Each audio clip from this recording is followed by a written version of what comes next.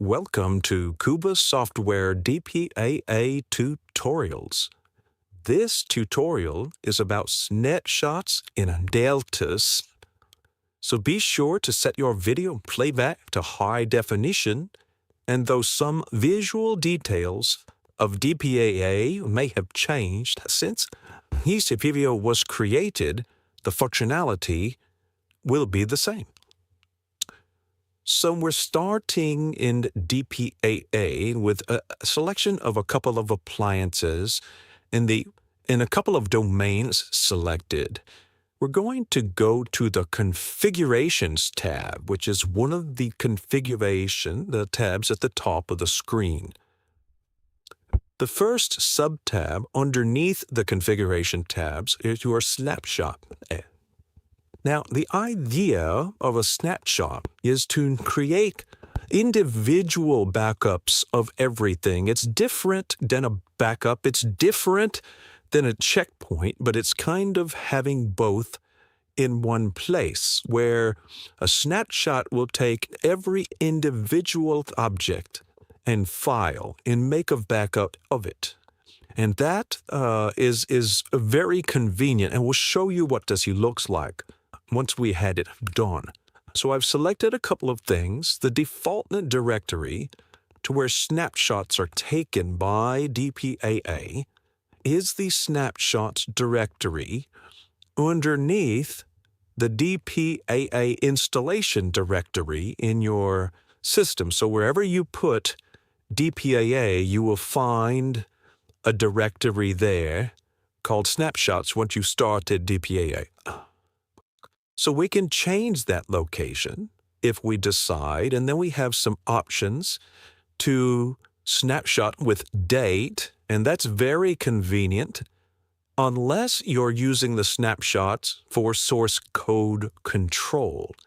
And in this case, you may not want to snapshot with date, and you may want to set the default directory to where your Git or Subversion or what have you repository directory exists.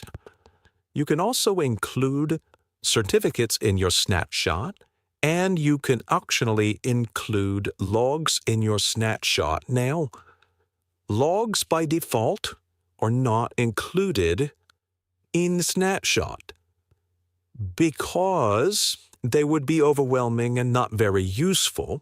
However, there might be times that you need to include logs or your snapshot in the event you need to compare certain conditions in log states throughout time. To start the snapshot, you just select the Start button to the right of the directory, and DPAA will go out and start exporting things from the different appliances and domains you have selected in your environment. Now, I could have done them all. That would be a bit overwhelming and take a long time. But you can see that we're getting outputs from different appliances here. And right now, it looks like one domain. But as we get down here, we'll see we have things coming from the other domain, and you can see that every individual object, including files, are being saved out to the snapshot that we're taking. So to see what has happened, what we have is we have this directory here, where we have taken the snapshot. This is the date on which this is being recorded. You can see there are quite a number of other snapshots here. And if I double-click the date, then what I end up with is I end up seeing the names of the appliances I have selected. Then if I trim into one of those appliances, you can see that the next subdirectory is the name of the domains I have selected. Then if I did into a domain, we can see a lot of other folders that indicate object types. So all of your AAA policies would be found within this directory. All your gateway peering objects are located in this directory, and so on and so forth all the way down. Now, there's a spatial directory you'll find under here called Data Power File System. And within the Data Power File System, you're going to see a replica of the Data Power File System here. So you have the cert directory, the config directory, the local directory. If we go into the local directory, you'll see other directories and files, and so on and so forth. So everything gets organized under the snapshot date by appliance and then domain and then object type and so on and so forth. So this makes getting to your objects very easy, and these are just simple export files, and you can read them directly if you so desire. So that's the organization that's made by the Snapshot tool. You can also snapshot individual objects, and we have this detailed in a different video, but for example, if I wanted to go and select, say, a count monitor, and I search that, I can select my count monitors, and I can right mouse click and create a snapshot of just those count monitors. Now, the same process works here as in the other screen. There is one critical difference, however, and that is when you snapshot an individual object, it will always go into the snapshots directory. It will not give you the option to store to a different directory as the other screen allows. We can also do the same thing with files. So if I have my file screen up and I select a number of directories here and I search here, I can select individual files and I can right mouse click and I can create a snapshot here as well. Again, this is better detailed in the other video that you want to watch later. So now that we have a series of snapshots, we also had the ability to work with the deltas and examine the deltas of those snapshots. Let's take a look at what this looks like. I'm going to select the snapshot delta tab, and then again, how do we want this delta compared? Do we want objects and files and certificates? Where are the snapshots being taken?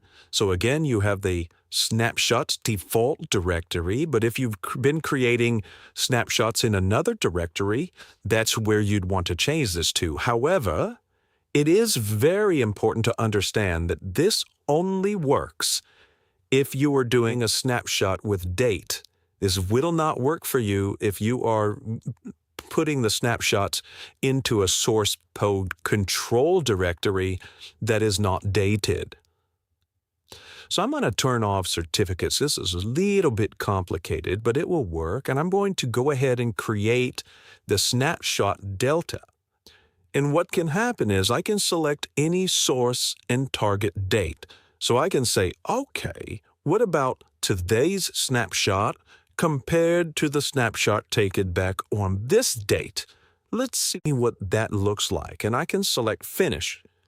And what DPAA is going to do is going to present you with potentially multiple tabs here, and depending on what you have selected when you create the snapshot. But what it is showing you is everything that has changed between these two dates.